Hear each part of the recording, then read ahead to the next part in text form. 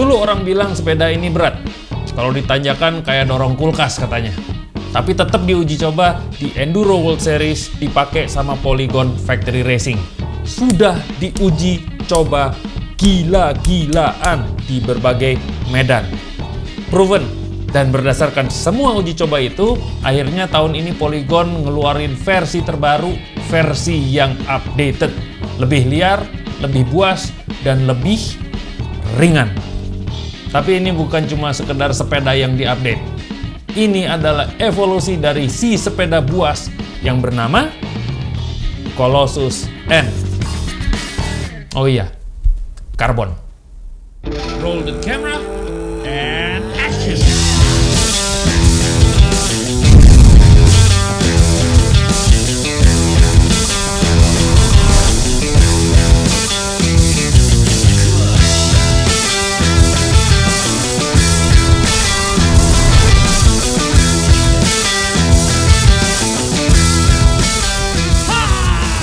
Let's do this! Rock and roll!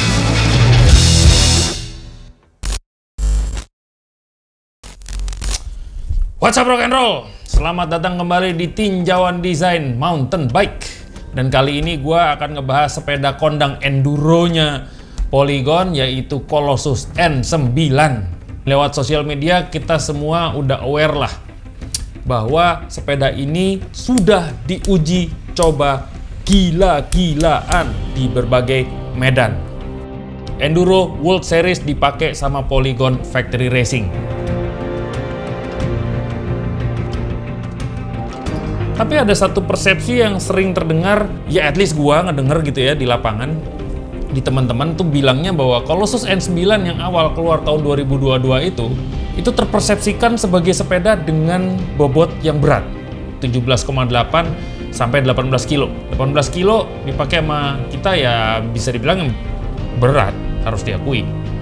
So, berdasarkan hasil uji coba di medan-medan sinting tadi, medan ekstrim tadi, dan juga riset terhadap persepsi yang ada selama ini, Colossus N9 akhirnya masuk kembali ke gelanggang sebagai sepeda generasi baru dengan versi yang sudah terupdate secara esensial. Yaitu akan menjadi mesin enduro yang lebih liar, lebih buas, lebih enteng, dan bisa di-adjust. This is Colossus N Carbon. What? Carbon?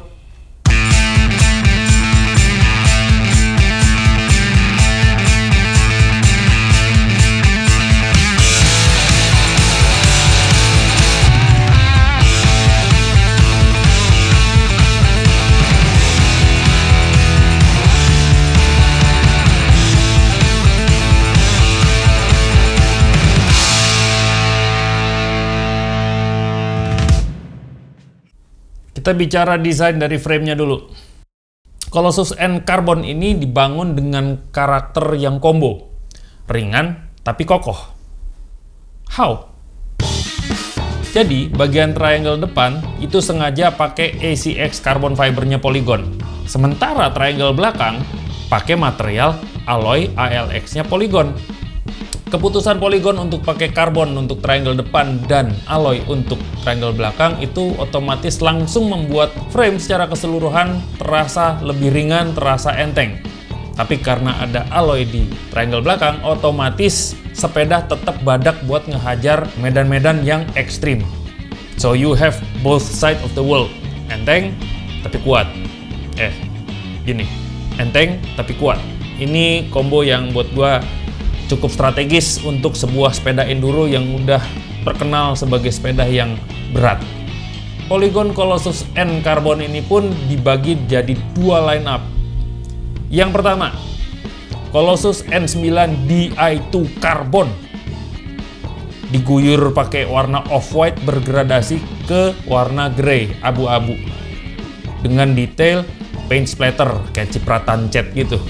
Menurut gue, efek cipratan cat ini somehow keren banget. Sangat modern, sangat organik, kayak nggak sengaja bikinnya.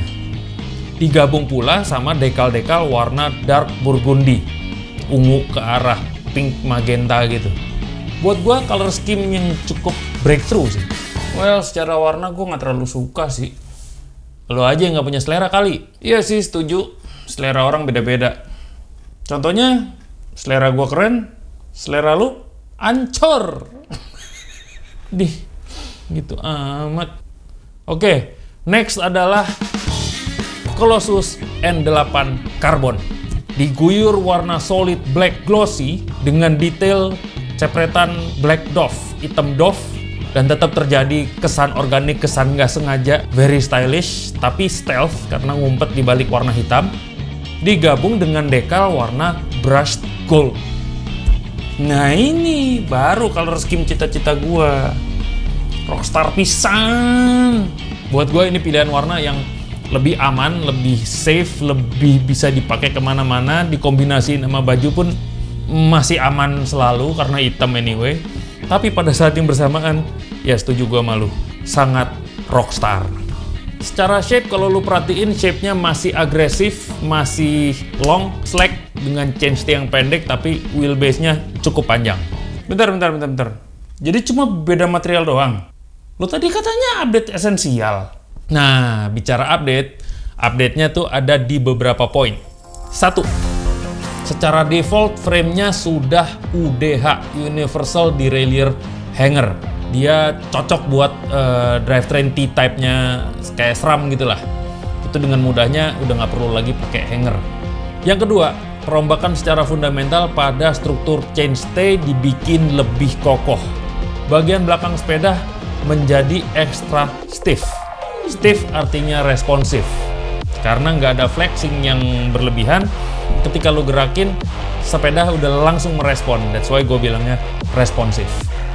Yang ketiga, sekarang di bagian ujung dari chainstay itu sudah dipasangin drop out bolt on dengan flip chip.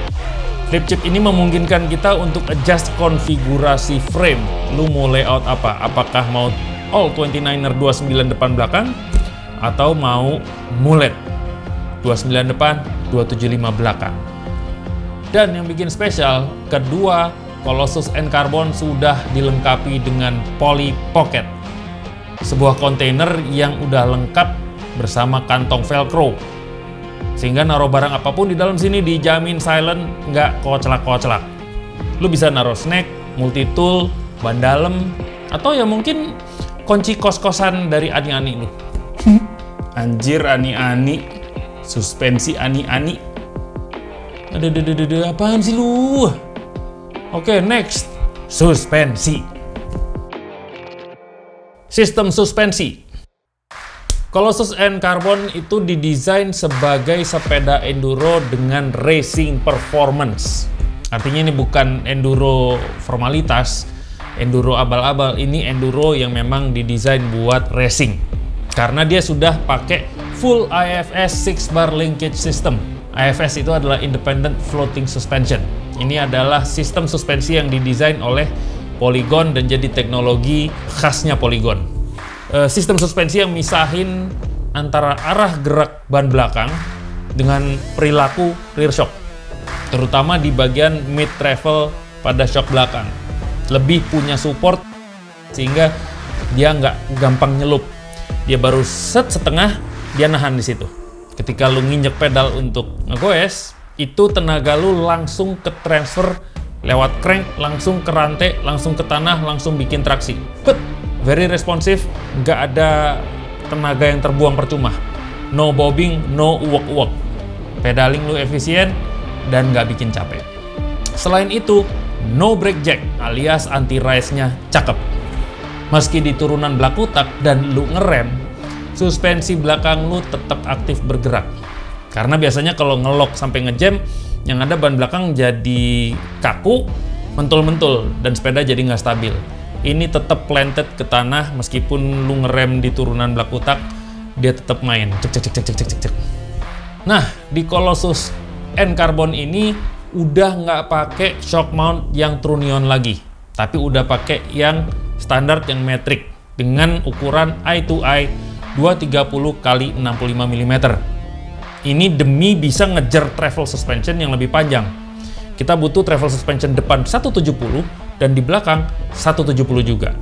Tapi ada masalah baru, yaitu flexing. Sementara kita membutuhkan stiffness, kita membutuhkan kaku dari sebuah sepeda. Bagaimana cara ngakalin ini? Untuk ngilangin flexing ini, lower link diperkuat pakai material yang jauh lebih tebal dengan sistem true axle, bukan bearing doang. Sehingga frame sepeda jadi lebih stiff dan tentunya lebih responsif untuk digutak-gitak. Dan ajaibnya, karakter gutak-gitak sepeda ini bisa di-adjust secara personal. Karena geometrinya bisa di-adjust. Yes, adjustable geometry. So, berikut ini adalah geometri untuk size gua, size M.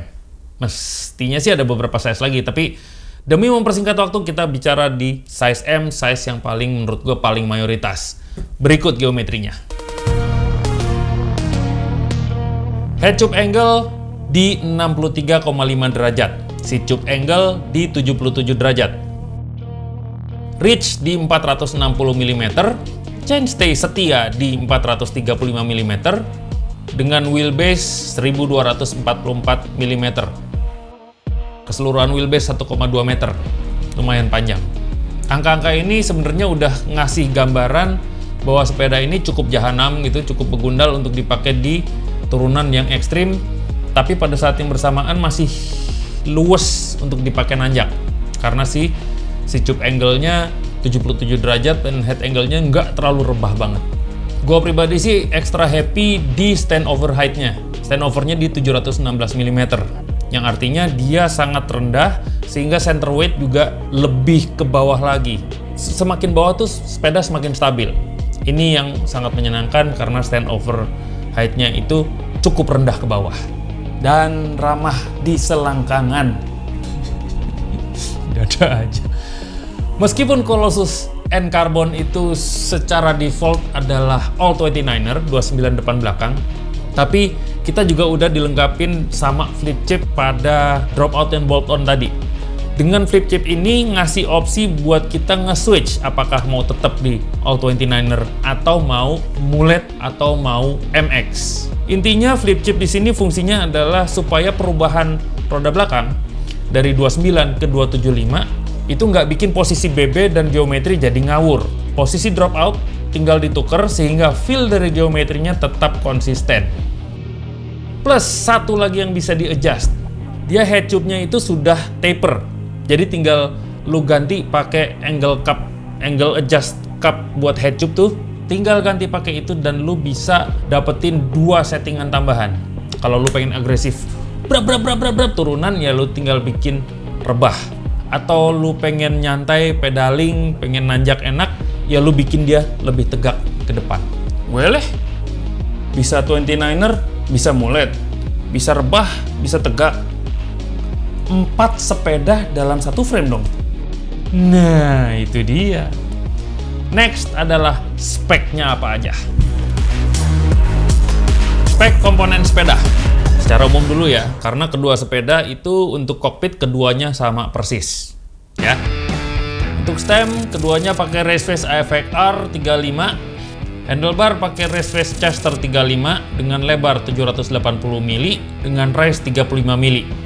Dropper seat post itu ada di diameter 34,9 mm. Ini kayaknya terbesar atau diameter terlebar kedua kali ya. Jadi kokoh banget gitu. Dan dia pakai Trans-X dengan travel 150 dan bisa 170 mm. Sadelnya sendiri pakai extend dengan rail chromoly. So, setelah yang general, mari kita masuk ke spek masing-masing sepeda. Spek 4N9 Di2 Carbon. Ini yang menurut gua versi high-end atau spek pro rider, spek race. Untuk N9 Carbon pakai duet maut antara forknya RockShox Shape Ultimate dan rear shock Vivid Select Plus. Drivetrain pakai paket Shimano XTR Di2 wireless. Yang pengen tahu bahasan detail tentang group set ini, tentang drivetrain ini, the whole group set malah gue bikinnya waktu itu, drivetrain, brake set, sama wheel set, lu bisa cek di atas ini. Brake set pun Shimano XTR high-end mentok. pakem sekem-kem-kemnya itu. Rimsnya pakai Polygon MT6 tubeless ready dengan hubset XT dan ban Maxxis Assegai 29x250. Gua sendiri senang pakai Maxxis Assegai karena dia bisa memahat jalanan, wood gitu, apa si tanah tuh dipahat gitu sama dia, jerek gitu, sangat ngegrip, sangat punya traksi. Gue pernah ngebahas itu di sini. Berikutnya adalah spek untuk Colossus N8 Carbon. Di Colossus N8 Carbon lo akan dapat kombinasi suspensi fork depan itu pakai Fox 38 Performance dengan rear shock Fox Float X2. Lagi-lagi 170 mm depan dan belakang. Oh ya, kalau pengen tahu sejarahnya Fox kayak gimana, lo bisa ngecek ke konten yang udah pernah gue buat di sini.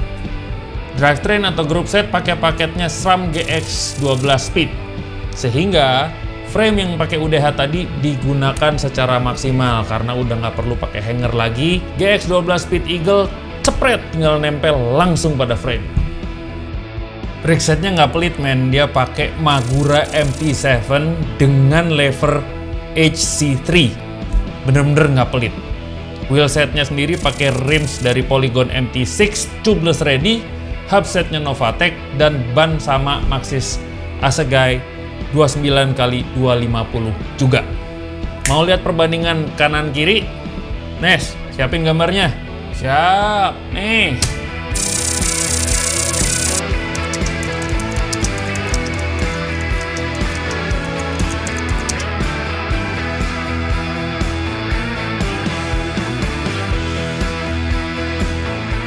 Pertanyaan berikutnya, bagaimanakah riding feel-nya? Gue kan size M ya, gue dapatnya sepeda size S. Test ride pertama adalah gue ngetes sepeda ini secara endurance. Banyak pedaling, karena gue mau membuktikan bahwa ini lebih enteng dari versi sebelumnya. Ada tanjakan dadakan, ada turunan, ada datar, ada meliuk-liuk, ada mesti nerjang akar, obstacle-obstacle yang teknikal. Yang pertama banget berasa adalah engagement pada freehub dan chain dan rantai ketika pedaling sangat spontan. Jadi ketika baru naruh kaki, celep, tek, itu langsung spontan, langsung ngerespon dengan traksi, langsung goes. Di awal karena gue ngeliat ini 29er, gue sempet curiga bahwa ini akan kaku atau susah dibelokin. Tapi pas handlebar gue tekuk dikit, loh kok langsung belok cepet banget. Pada tanjakan, sengaja gue taruh di gigi yang agak berat karena gue pengen lihat apakah ini ada bobbing atau tidak. Tanjakan, apakah dia bobbing? Cara rasa sih nggak berasa bobbing sama sekali. Tidak ada bobbing. Lu bisa lihat sendiri dari pergerakan pada rear shock. Nggak ada nyelup-nyelup, nggak perlu. Bener-bener nyelup dikit sampai mid stroke, abis itu dia bertahan di situ, dikit-dikit, cek. Cakep. Shifting gigi pakai XTR itu amat sangat menyenangkan. Baru mencet dikit, klek, dia langsung pindah. Ketika tanjakan tuh cepat sekali responsif. Tuh langsung pindah gigi. Nggak ada jeda, seklek baru pindah gigi, itu nggak ada. Truk, otomatis pindah. Tapi justru jadi ada satu problem yang gue temuin, yaitu gini. Si shifter ini kan enteng dan gampang banget kepencet. Dan kalau posisi shifter lu itu nggak tepat, itu bisa nggak sengaja kesenggol sama tangan lu ketika lu lagi ngendalin sepeda.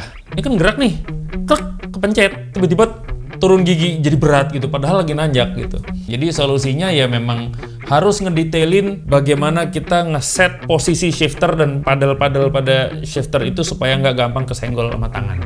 Berikutnya ketika ngehajar akar-akar, gue ngerasa sangat gampang. Cukup dikit dia udah keangkat dan bisa ngelewatin akar dengan mudah. Kadang-kadang lu tabrak aja dia tuh bisa gitu lewat. Blok.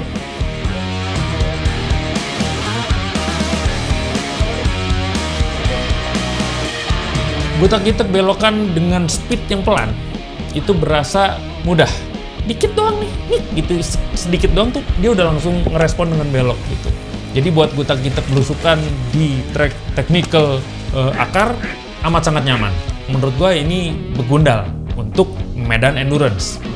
Bagaimana dengan turunan? Ternyata size matters banget. Karena kan size S pada sepeda Polygon itu berasa banget S-nya gitu loh. Jadi ruang gerak gue menjadi lebih sempit. Jadi berkali-kali gue di turunan ngerasa limbung gitu loh. Terutama di turunan speed gue ngerasa sangat awkward naruh posisi tubuh gue. Limbung-limbung dan terlalu maju ke depan. Woi. Jadi yang gue lakukan adalah gue ngejust handlebar gue supaya bar rollnya lebih mundur ke belakang. Sehingga keseluruhan tubuh gue otomatis mundur ke belakang. Jadi lebih ke tengah sepeda, titik berat gue tepat di atas bottom bracket. Dari dulu tuh gue selalu punya curigation gitu terhadap sepeda ban 29. Karena gue biasa ketika di berem gede atau corner, biasanya tuh effortnya juga gede gitu kan, gerakannya besar dan luas gitu. Tapi ternyata pakai sepeda ini segini doang tuh udah dapet gitu loh. Ternyata di Colossus N Carbon, ketika lu kasih input kecil aja, dia langsung nurut. Dan jujur aja ini cukup asing buat gua. 29 rasa 26 gitu jadinya kayak gitu.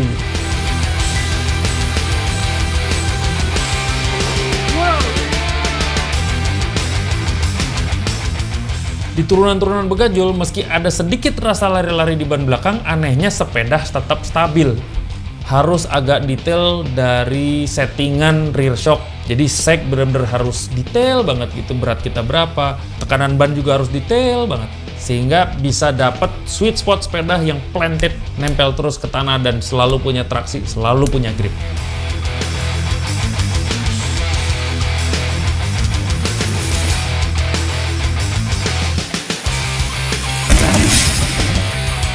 Untuk drop jam, pada drop off super stabil.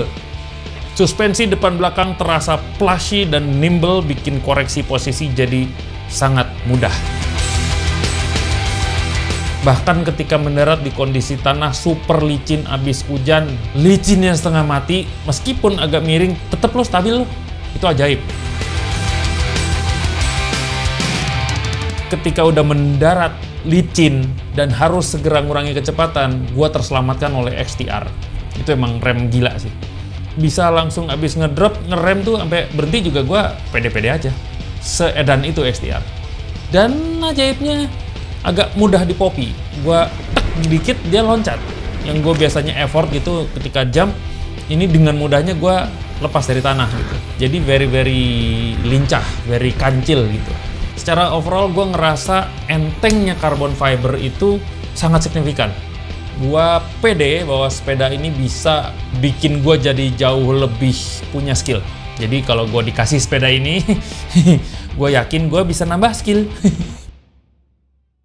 Personal opinion.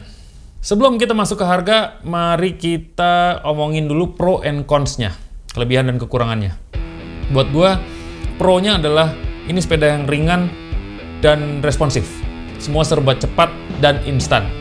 Buat dipakai nanjak, dia no bobbing, pindah gigi instan, gutak-gitek cepet, dan di turunan lincah. Opsi untuk bisa jadi dua format, apakah itu all 29er atau mullet, menurut gue juga cukup up to date dengan tren MTB saat ini yang adjustable. Jadi buat gue itu pro-nya. Lalu cons-nya apa? Stiffness pada sepeda ini bagus untuk kelincahan, bagus untuk kecepatan bereaksi, tapi ada efek sampingnya. Rasa stiff ini kalau dipakai dalam durasi yang panjang, durasi lama, itu justru bikin keras dan bikin nggak nyaman. Menurut gue agak sulit untuk dipakai sebagai sepeda adventure. Jadi kayaknya sepeda ini memang fokusnya buat racing. That's why dia bilang juga racing performance. Berikutnya adalah sepeda ini size oriented banget. Gue pakai size S ini berasa banget bedanya, dimensi sepeda jadi lebih kecil sehingga ekstra sensitif gitu untuk dikendaliin gitu. Dikit aja wood dia langsung berubah dan itu sangat baru dan sangat asing buat gue. Tapi ini fully personal opinion gue pada sepeda size S. So, let's talk about price.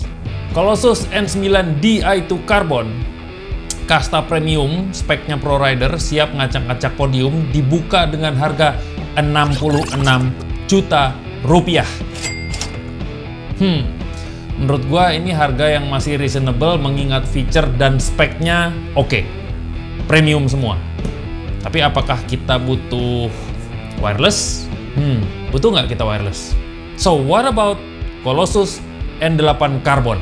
Ini harga lebih bersahabat tapi nggak murahan juga. Dibuka dengan harga 50 juta rupiah.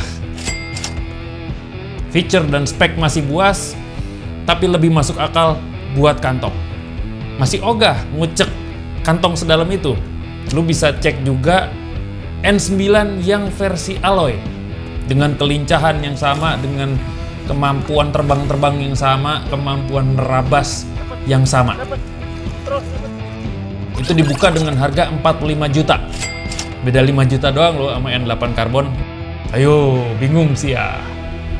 Anyway, kedua Colossus N Carbon ini menurut gua adalah enduro yang all-rounder sejati, dipakai main asik, dipakai race siap banget, badak tahan banting, tapi enteng tanpa miring-miring.